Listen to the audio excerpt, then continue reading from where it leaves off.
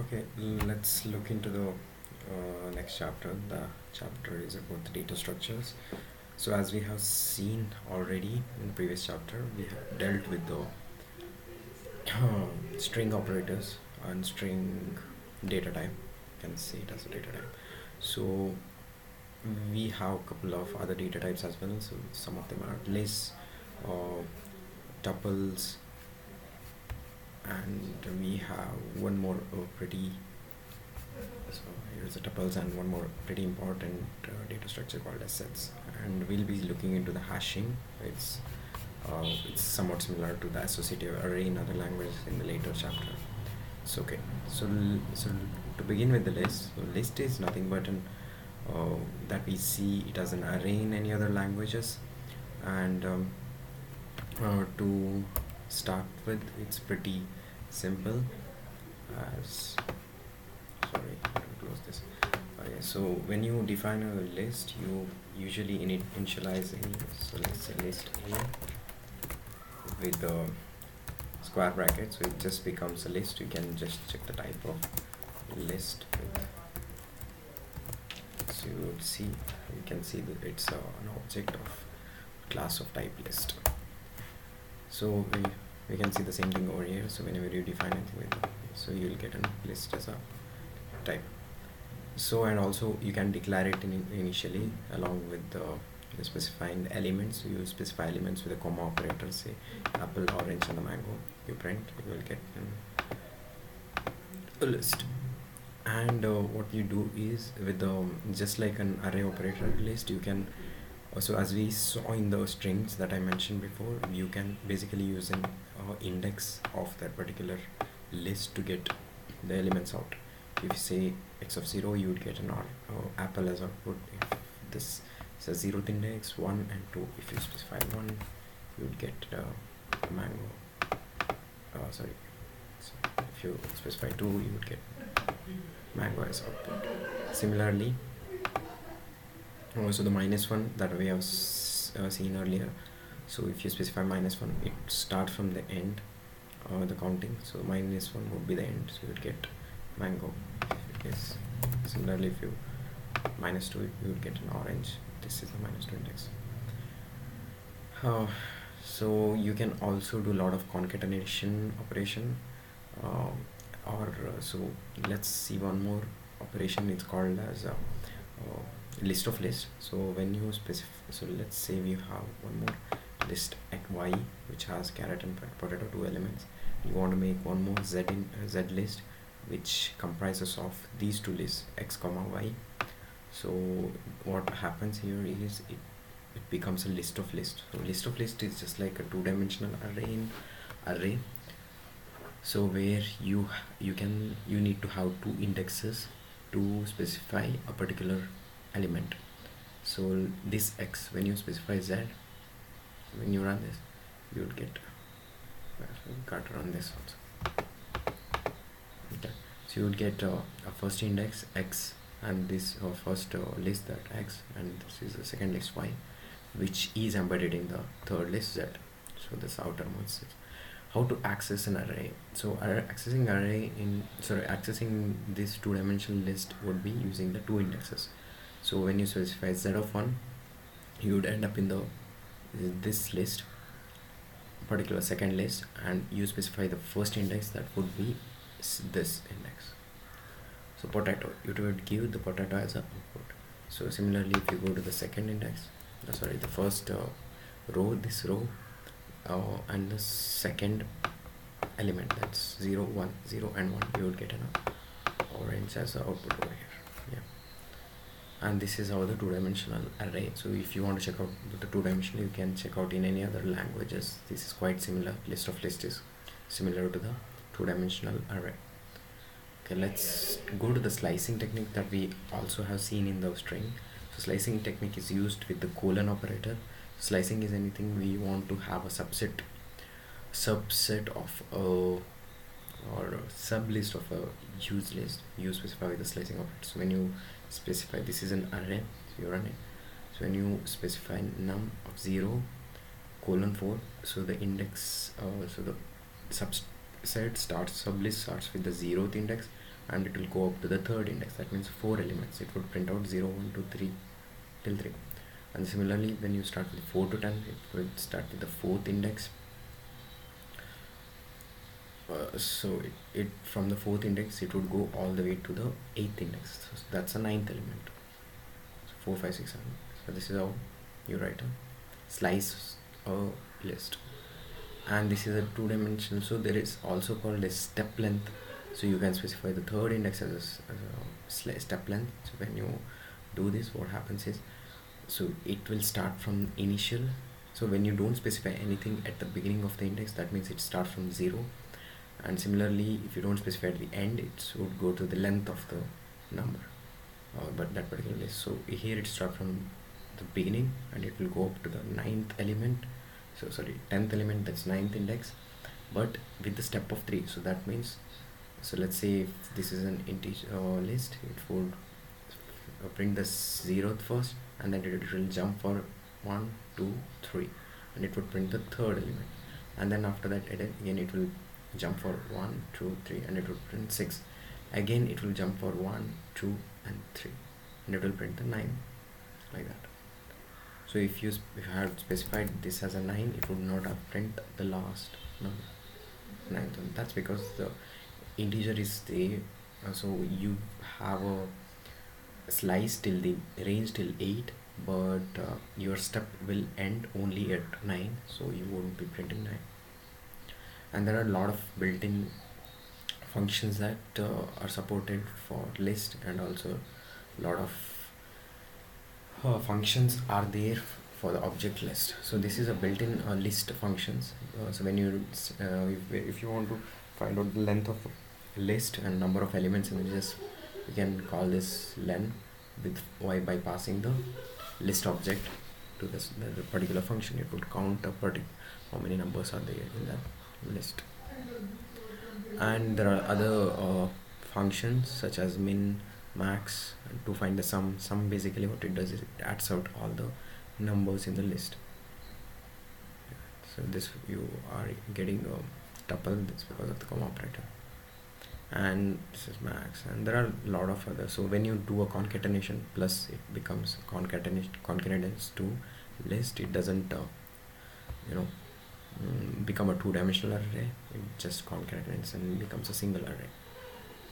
Okay, so there are a lot of other operations, such as we saw in the string. So there is also in operation that we can use.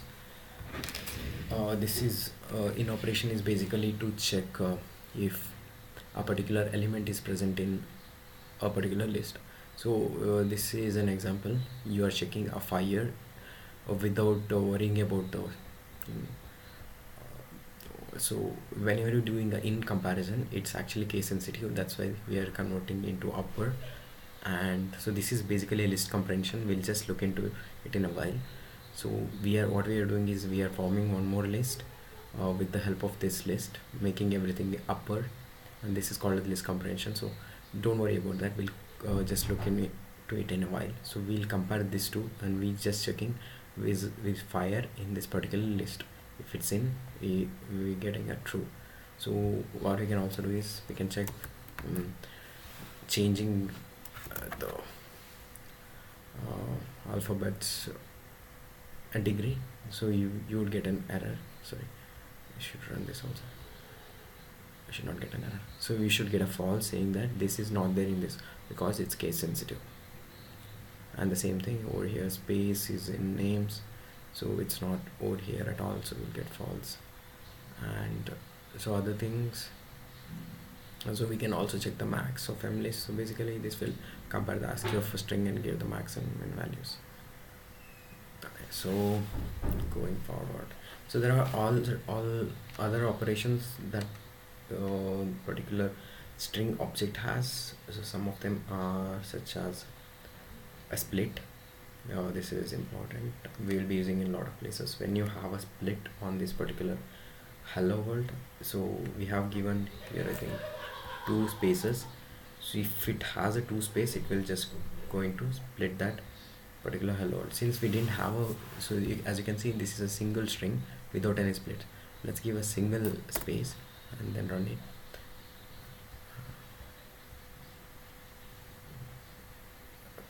So let's give a single space and then, okay.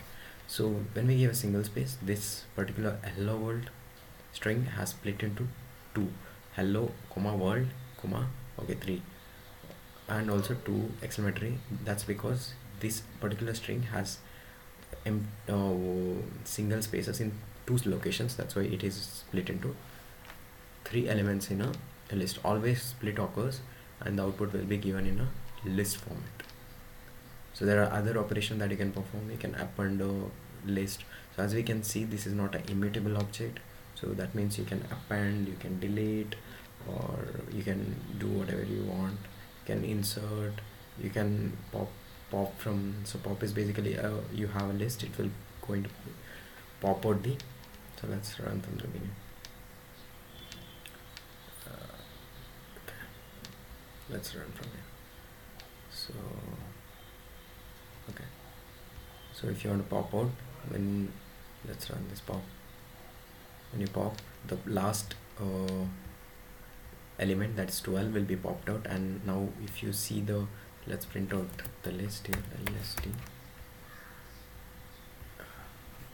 Okay, when you print out the list, you will get the digits without 12, and also I think we popped out 11 again, we popped out again. So if you run it again, even the 10 vanishes, and how much ever time you run this, pops out.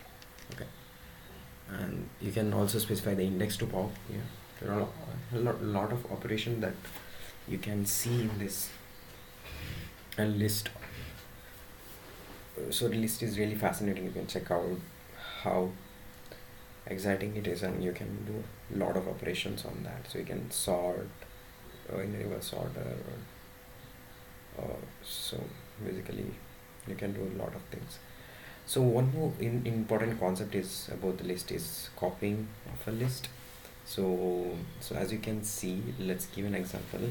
So copying of a list, people tend to make a mistake always with this particular one property, is that when you copy a list with its address, it doesn't actually create a new list with its elements, it just copies its reference. So what happens is here, so let's say we have initialized the list A with this element and list B, and we are assigning a list A to list B. So we print out the list B will have the exact same value. So let's perform some operations. So let's sort this list A and pop the last element. That means the 4 will be popped out and we'll append 9 to that. So we'll have 1, 2, 3 and 9. So when you print out A, we should have 1, 2, 3, 9. But the interesting thing is that when you print out B2, it has changed all the contents. This is because the list, both the list shares a common reference and the common pointer. So whatever changes you make to one of the list, it will be reflected in the other list as well. So that's the thing about the copy by reference in list in Python. So that's how do you solve this? So one way you can solve is by copying all the values, not copying the reference, you just copy the values. So copy values could be done using the slice operations. So you just specify colon without any arguments here, it just copies all the elements to the list B. So now if you perform any of the operations, so if you run this, what happens is we have performed several tasks on the A, list A. So now if you see, the list A and list B has initially these values, and at the end list A has these values, but list B has the same value elements as before. So that means it hasn't affected list B. That the list B was created completely from the beginning with its own elements.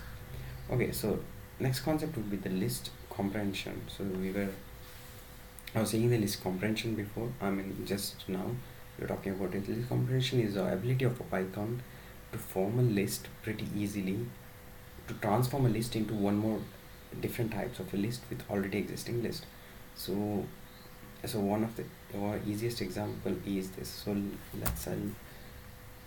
I'll give a pretty one more easier example than this. Let's see, I have a list A and it has A comma B comma C. So what I want is, I want one more list where I want to append A to the beginning of all these characters.